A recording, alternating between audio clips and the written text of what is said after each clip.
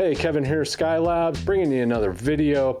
This is a topic we see a lot online. It's a topic that comes up in conversation at the shop, and that is, when is vintage audio going to crash? Have we peaked? Are we still going up? Most people think that this is a fad. They've been saying this is a fad for a long time. As somebody that has ran a vintage stereo store for the last 7 years, I think I might have a couple different perspectives for you. Things that I wouldn't have thought of if I wasn't working in vintage audio every single day.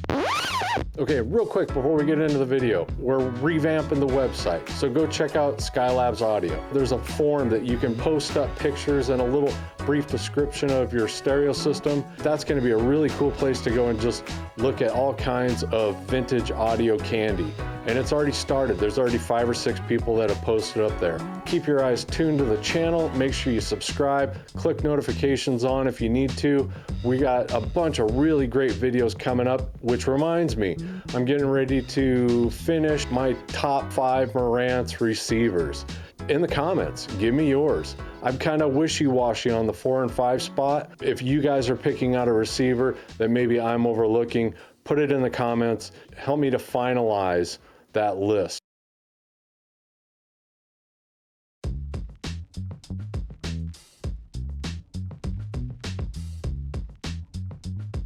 When talking about this conversation, especially online, hey, these are boomers. They're going to retire. When they do, all of their equipment, it's going to flood the market, and they're the ones driving up the prices right now with their disposable money. Their kids are out of the house. They're buying the systems that they wanted to get when they were younger. And there is some truth to that, for sure. However, I don't think people realize how many 18 to 30-year-olds are coming in, buying their first home, and buying their first stereo system. People have caught on to 2-channel audio. It's not a secret anymore. And it's not just the boomers that are coming in and buying up the gear. They're not the ones driving the price up. You'd be surprised how many younger kids are purchasing vintage electronics for their first stereo system because of the value you get out of a piece of vintage electronics compared to a high-end, newer piece.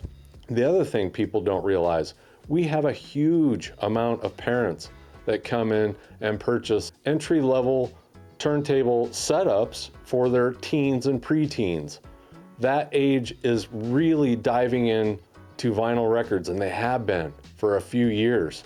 They come in and drop $200–300 on vinyl like it's nothing. While I do think there might be some rocky roads with vintage audio, it is not for the reason of boomers are driving up this market, and when they start downsizing, it's going to flood the market. I don't think that for a second.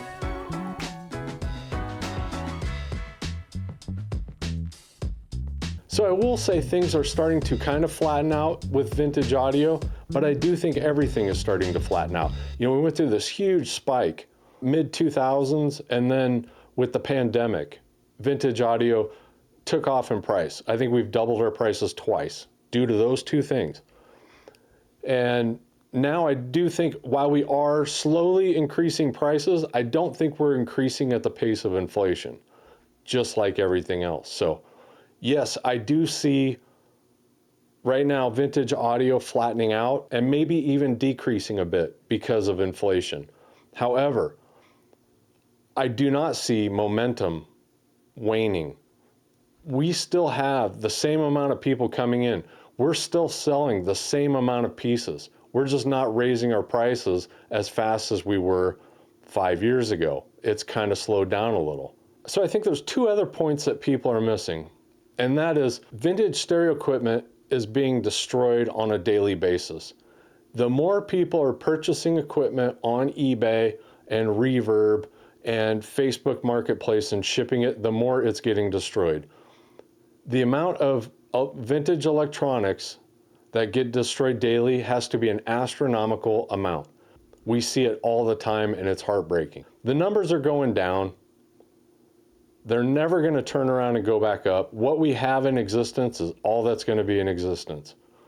The younger people are the ones that are gravitating towards vintage audio. They're helping push this, and I don't see them losing enthusiasm anytime soon. Now, the one metric that I've seen that maybe a lot of people wouldn't think of, around 2017, 2018, I was starting to get a few guys that come in that are investor collectors. These guys literally only purchase for the purpose of an investment to resell later. And they would source a lot of equipment on eBay and other places. They're usually buying top of the line flagship items. They want it in the box with the manual, mint condition. And I had one guy that would bring in, a piece every couple weeks or so, and he would say, bring it back to spec, I don't care what it costs. And we'd say, cool, no problem. And we would do that. Make sure all the voltages are correct, make sure it's nice and pretty, blown out, everything's working good. And then he would put it back in the original box, and on the shelf it would go. I haven't heard from this group of people in probably a year. So for that reason, I do think that we are starting to, once again, level off. If not, maybe we are starting to creep up over the peak. I don't think it's going to be a slam down. I kind of feel like it's going to ride with the economy. Right now it seems like everything is kind of going down at the same pace as inflation is going up. At this point, I don't think there's much of a difference between collectible American guitars like Fenders and Gibsons, Gretsch, those types of electric guitars from the 60s that are just soaring in value at the same pace that vintage audio did, or that muscle cars from the late 60s and early 70s did. The beauty about those three collectibles is they're really easy to fix for the most part. You're always going to be able to fix a carbureted engine. Somebody is.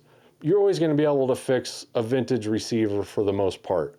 So vintage audio is in good shape and in good company with those three highly collectible things, being muscle cars, electric guitars, and vintage audio. I understand those points people make and why they think that vintage audio is going to collapse. I just don't agree with them. Once again, as somebody that relies on vintage audio to make their living and has for the last 7 years, I'm not seeing momentum sag yet. So there's still hope, guys. You know what I mean? Kids are getting into the stuff from the 70s. Kids are getting into the 70s music. They're getting into the 70s stereos. And that's what we need. We need enthusiasm in the youth, and it's there. So for the time being, I'm not changing directions. I'm not pivoting with the shop. My livelihood's on the line, and I'm not planning on reducing my purchasing at this point. So if you guys want to be doomsdayers on vintage audio, you definitely have a right to, but I'm not jumping on that bandwagon anytime soon. So anyway, hope all is well. Hope you have a great week. We've got more videos coming out this week. Look out for that Marantz Top 5 that will be coming out here soon. Make sure you go check out the website, skylabsaudio.com. Make sure you're subscribed so you don't miss any more videos. And I really appreciate you watching this video and checking out more in the future. Thank you very much, and we'll see you in the next one.